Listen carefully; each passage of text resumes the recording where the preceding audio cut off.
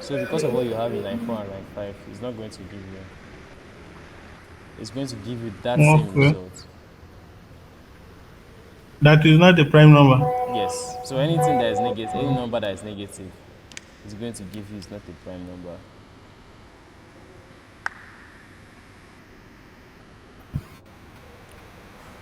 Well, that's good. At least you did well. And funny enough, that the code you have from that else is the exact code to write out this or to get the actual result that I was looking for. So you got it well. So you can stop So presenting. But if you have a question, you if can I still ask. if I remove line 4 and 5, like how am I supposed to do that? If you want to remove line 4 and 5, if you remove line Yeah. 4 and 5, your code will still run. Um, and remove the else. You have to remove the else. Then remove the else block. I'll just start for the for loop. Yeah, exactly.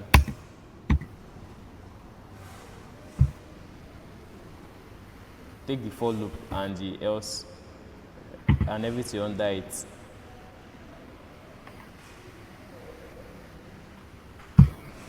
Remove the indentation there, exactly. It's already telling you unexpected indentation. Okay. Reduce the Mm. indentation on the if. Exactly. Put a space after the else. Put a space before the else rather, so it is indented too. No, a space, not indentation. So run your code now and test it.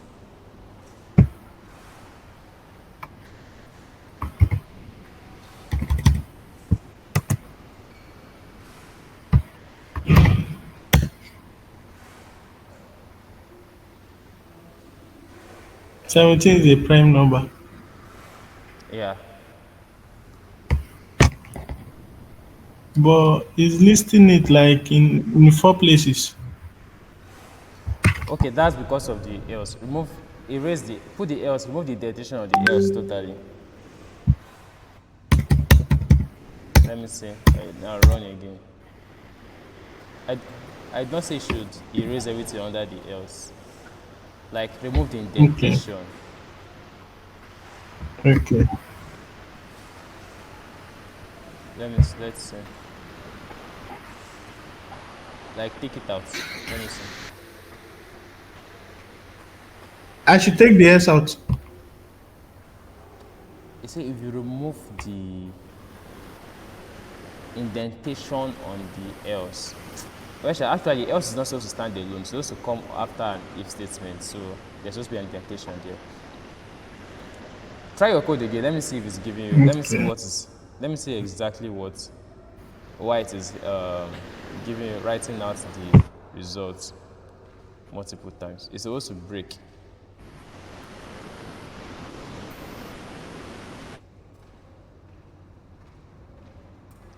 Put the space bar before the else again. Let's see. Run it and try again. It's not supposed to actually give you multiple answers. Put the number.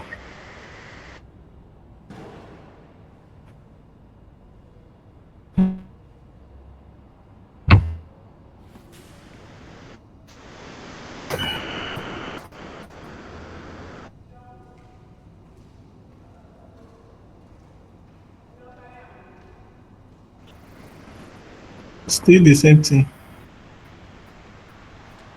See, did it give you multiple answer? I didn't see when you. Yes. Okay, so what will Let me happen? let me do it Remove again. the indentation on the else totally and run the code. Remove the indentation on the else totally and run the code.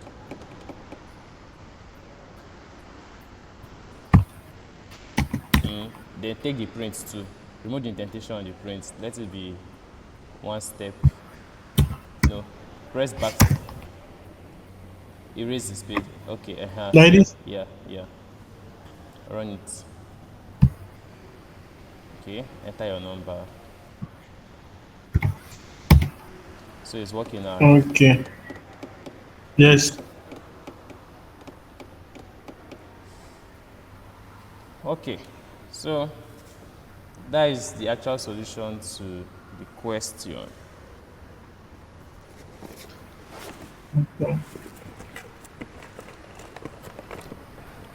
Then I should stop sharing. you can stop sharing. You can stop presenting your screen now. So Mr. Kayode gave us a wonderful idea yesterday. I spoke with him. So what is going to be happening is that I'm going to be doing a pre-recorded videos so that we can watch. Then the days of our class, we now come and discuss about it, ask questions. I think that's going to help us. So it will help us limit the network issues. I think this network thing usually gets much more worse when we are presenting. So, and it will help Yes. most of us conserve data. That's for those of us that might have data challenge. To help us conserve data. All right. So I think I'm just going to see how I can wrap up with what we were doing yesterday. Then by the end of Monday, I should have recorded and uploaded the last video on Python, and then do about 2 or 3 on networking, because I'm moving to networking now. I'm moving to networking soon, and from today, I'm going to enroll everybody on the introduction to networking course, so that we can start going through it. So what we'll do that when we come live, I also record. I'll also record the labs, right? Networking has a lot of labs.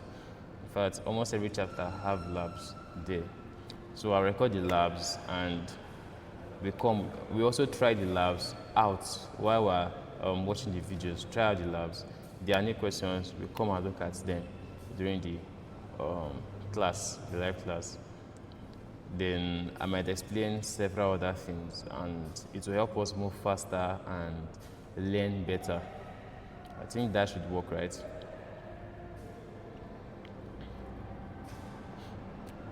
Or do we resume having live classes, like live trainings?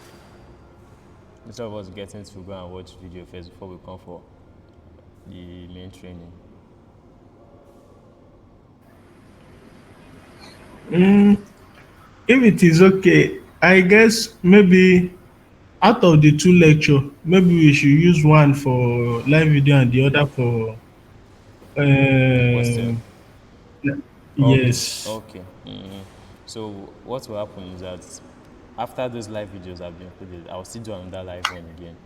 Then we have Q&A session. I'll do the practical, all right? I'll do the Okay. practicals, yeah, with us, so that the next class we can now have question and answers too, and maybe do some more practicals. That is going to work.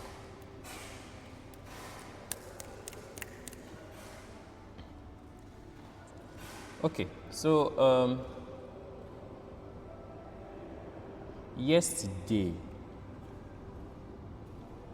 we're talking about OOP, which is object-oriented programming. Let me go back to my folder.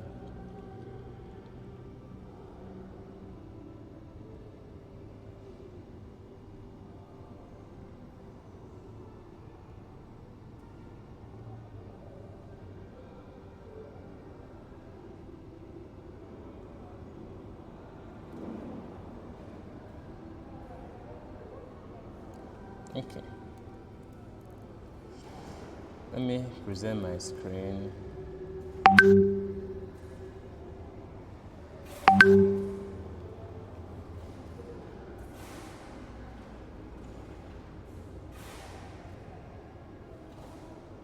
All right. So this was where we actually stopped yesterday.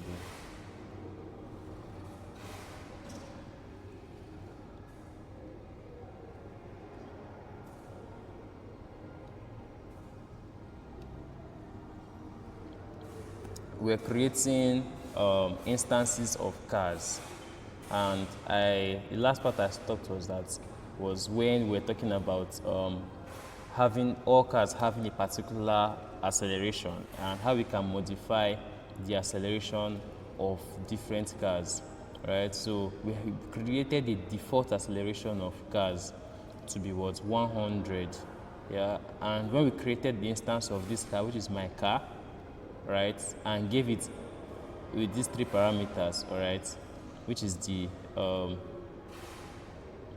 make, the model, and the year it was released or manufactured, all right. And we used a method, right? We use this method here to implement or update or change the default speed of this particular of the car, which was supposed to be the general speed of every car. So I was saying that this is how games are being made, okay? So instead of repeating one thing, imagine having to create or customize cars for every single car. Imagine all those car racing games, you see more than 10 cars, 20 cars sometimes, even up to 50 cars. If you played very good car racing games, up to 50 cars. Programmers would not have to be creating those cars individually, okay, from scratch. It doesn't make any sense. So what they will just do is to create a class, right, for cars. Now model a car in a particular class, exactly the way the car looks, the shape, how a normal car should look like, how many doors, the windscreen, you know, do all those things. Then now they begin to create subclasses. Now subclasses for different kinds of cars, where they have to, you know, set their speed limit to be something by default, their handling, and all those plenty features that they usually have in different classes of cars, like class A, class B, class C, class S cars, and the rest. Then under the class of cars, they might now define, let's remember your cars, you have to control the cars, right? When you press, you have to accelerate, be able to accelerate, you have to be able to use the brakes, you have to be able to turn left, turn right, you should be able to reverse. So all those basic features will be defined as method under the major class of cars, right? You define a method for turn left or steer left, a method for what, steer right, method, so that when you steer right, they'll say, oh yeah, turn the two front wheels to the left, rotate the two forward, they'll change the rotation of the front wheels, change the rotation of the left wheel and the right wheel, change the rotation of the steering. You get all those several things that happen, so that they don't need to do those same things for other cars, all right? So once they do it for the model or the class of cars, then they are done for every other car. All right, so let's look at how we can create these subclasses. So we've created, successfully known how to create instances, all right? Let's look at how we can create subclasses.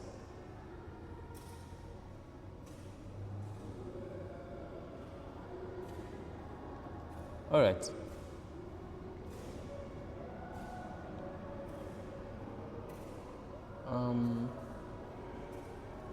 Let's create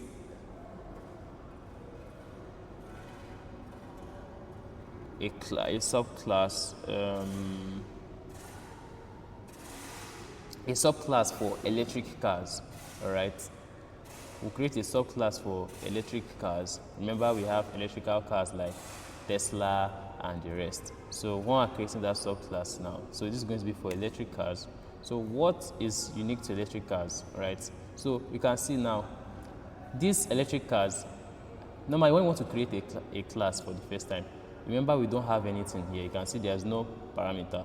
But this time around, because it's a subclass, we'll just put electrical cars and now put the class car inside the brackets there. That's telling you that this electric car, all right, this electric car is going to what? Inherit all the features of the class car. So which means electric car, you'll be able to what? Check the car speed. You'll be able to what? Update the car speed. You'll be able to what? Get the description of the car.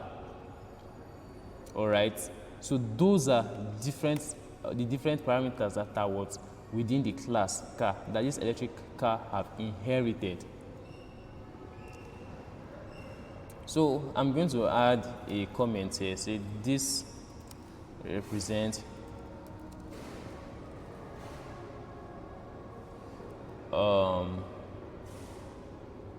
the class of cars specific to electric cars.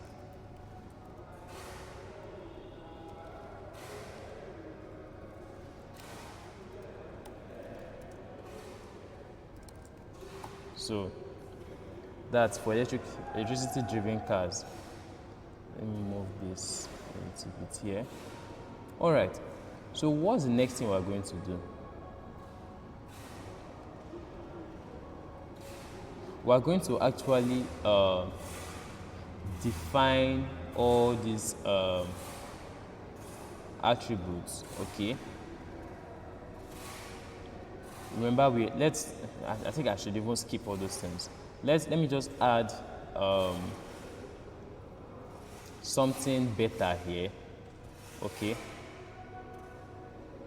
So I'm going to define the initialization, which is going to give the car its what? Self, make, model, year, all those things. So I'm doing that. I'm going to have this, and because of that, I'm going to what? Inherit everything under car. So I can now say super dot. All right. Put this super dot in it. All right. So I'm going to have the make, model, and year.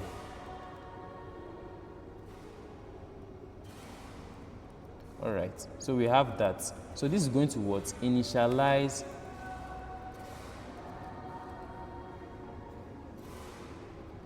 all the attributes of the parent car,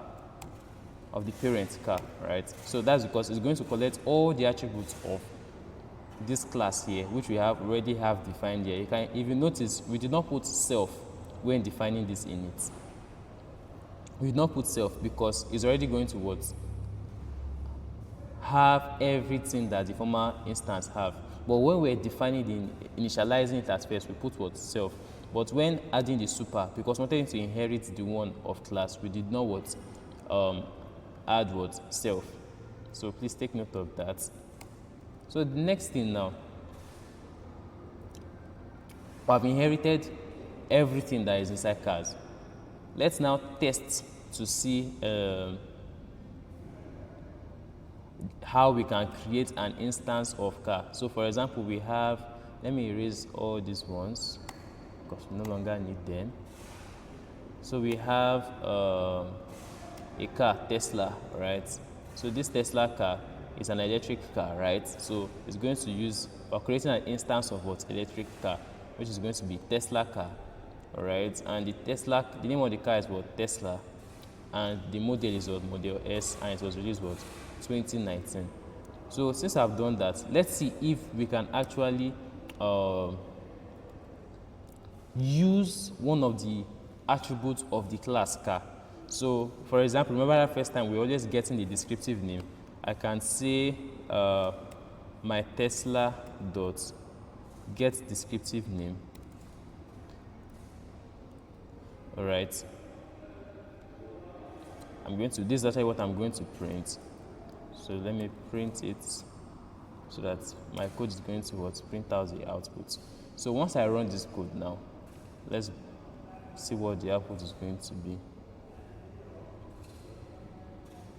Okay, I have an error.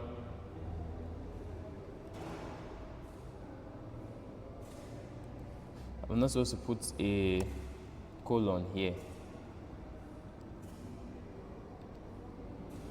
Alright, so running the code, you can say I have what? 2019 Tesla Model S. So which means that it works. Because remember when we defined what get description, it's going to what? Print the long name in title case. And it's going to print out what? The self.year, the what? Self.make and what? Self.model. So you can see now fully that our Tesla car has inherited, or our electric car have inherited what? All the properties of what? The class car. So that is how some of these games are being built up. So when you even come to website program, building applications or building web apps, you might now tend to use all these classes. So in fact, some of you that even use HTML and CSS, even in CSS, there's something called class. And when you use class, you will notice that when you define or edit the attribute of a class, it changes for every item in your HTML, file that has been given that particular class. So it modifies everything under that same class. So let's look at one extra thing. Okay. We can actually add another feature in electric cars. All right. Remember, these are their electric cars, right? So that means they are going to use what? Batteries. So we can actually add battery capacity to them. So let's add their battery capacity. So we're going to get to where we have our electric car and what? Create a new variable, or let's say a new parameter there. So which is going to be what? The battery size or battery capacity. So let's say the battery size, the default battery size for every electric car is going to be what? 75. Remember the first time we did something like this was here when we were using car speed, right? So we're going to use that of what? Electric of the battery size, all right, for this electric car. So the battery size, the default battery size is going to be what? 75. Now let's now define a method, okay, to be able to what? Interpret or produce or give us or print out the value of this battery size. So we can now say let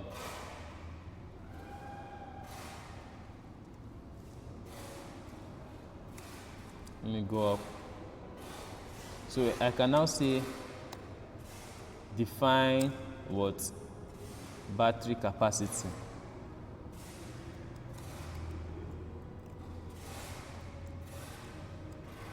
All right, so defining the battery capacity, I'm going to have to put self here. All right, colon. Okay, so this is going to what? Let me add a comment. Prints the battery capacity of the Tesla car, or sorry, of the electrical car.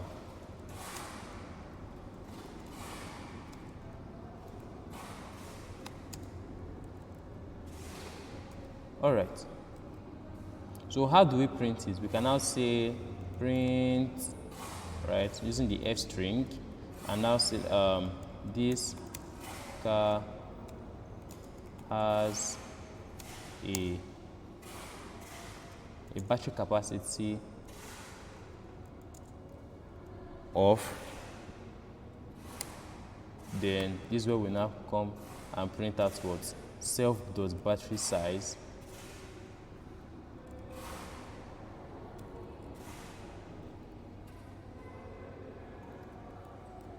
says the battery size, not battery capacity. All right, and we're going to, it's going to be what? Kilowatt hour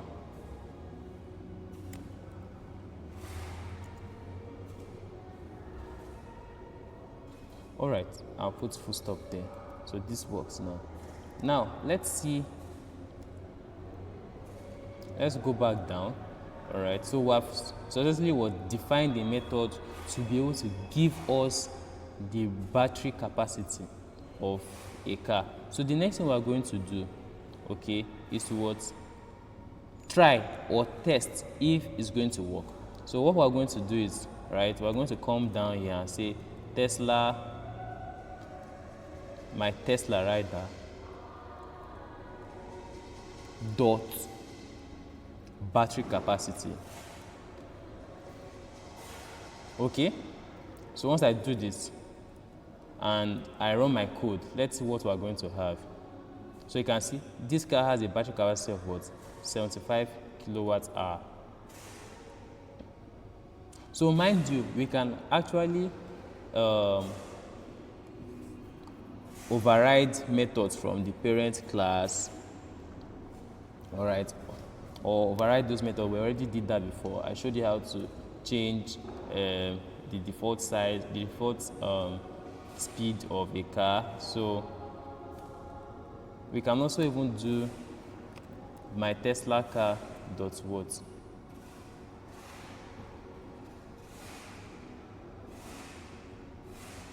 How do we get the speed again? Dot car speed. Let's see. So you can see this car has what, a car speed on it. It has what, 100k mph on it. So which means our Tesla car can still what, check for its what, speed, and we can update the speed by using what, the update speed method. So if I say my Tesla dot update speed and put, let's say it's an electric car, it's not going to be so fast because it's using battery, let's say 60, and I print out this. So you can see now our what, car now has a what, speed of what, 60 kilometer per hour on it. So makes sense, right? Now for the last thing, okay, that we're going to be doing here, I'm going to show you how to import classes. Okay, I'm going to show you how to import classes. So in Python we can import libraries. For example, we can say import math. Let's work with it. So let's assume we have created a class car already. All right, we have created a class of car already. Let me just add a new Python file and call this car.py. So what is going to happen is that I'm going to copy everything I have under the class car. All right, and I'm going to paste it there.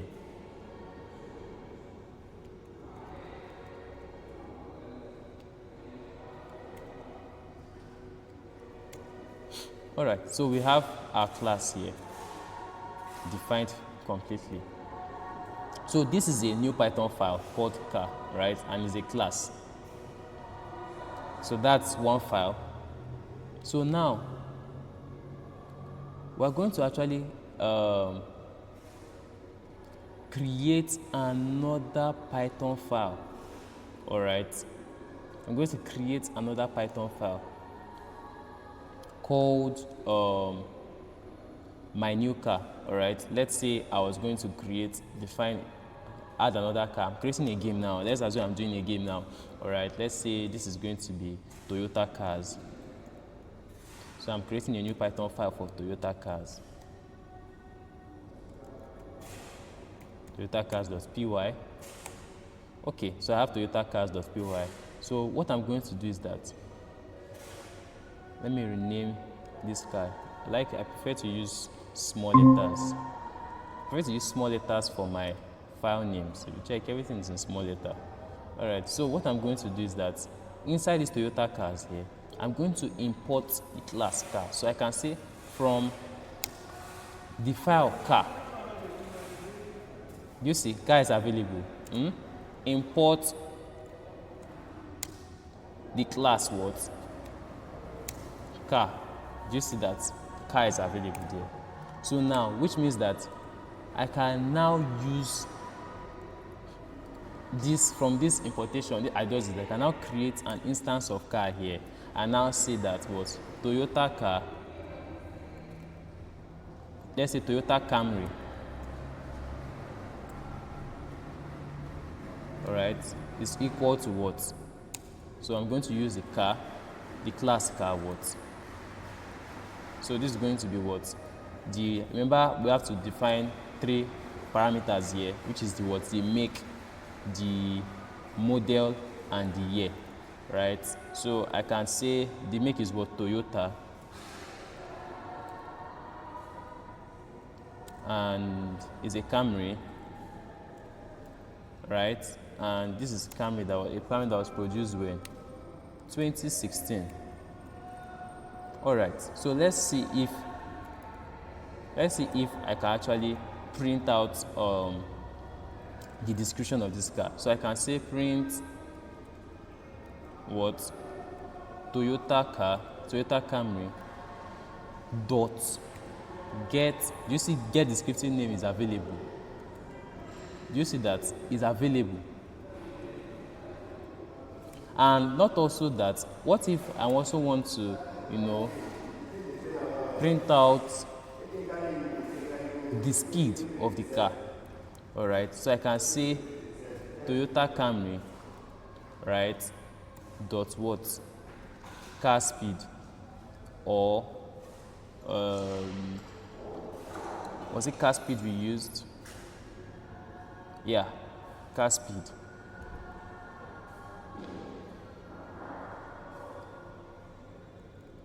Dot car speed. All right, so that is going to do what? Give us the speed of the car. So when I run this code now, do you see that it has given me what? Sorry about the noise. It has given us the what? Model of the car, or the description of the car, and it has also given us what? The speed of the car. But Toyota Camrys are not that fast, all right? So we can actually define the speed of that car, right? Remember in our class car, we also found a way to what? Update the speed of the car. So what do I do here? In this case, I'm going to do what? Toyota Camry dot update speed and put 60 there. Alright. Let's assume this is the maximum speed the Toyota Camry can do. And I'll say get car speed. So I can now run my code now. You can now see that this car has what? 60 kmph on it. So you can see how you can import class. So this is how to just organize your code, when you are creating multiple cars of different instances, or different instances of different kinds of cars. So you can now create different Python files for the different kind of car: Toyota, Honda, Audi, Ford, BMW, Mercedes, and the rest of the cars that you know. So that's how they are all produced. And inside those different Python files, you now start creating different instances. Create Toyota Camry, Toyota Hilux, you get Toyota Corolla. Just keep on creating more instances inside that same Python file. Before you know it, you already start building your game or building your application. So that is just it about importing Python files. All right, so do we have any question?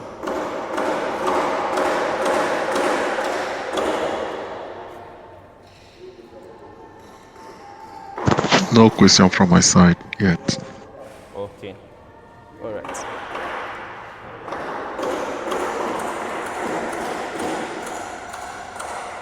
I'm going to end this recording here.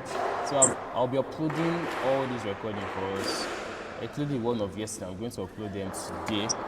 And once I upload this time around, I'll just update us on the group so that we can go ahead and watch them. Thank you so much. Yes, sir.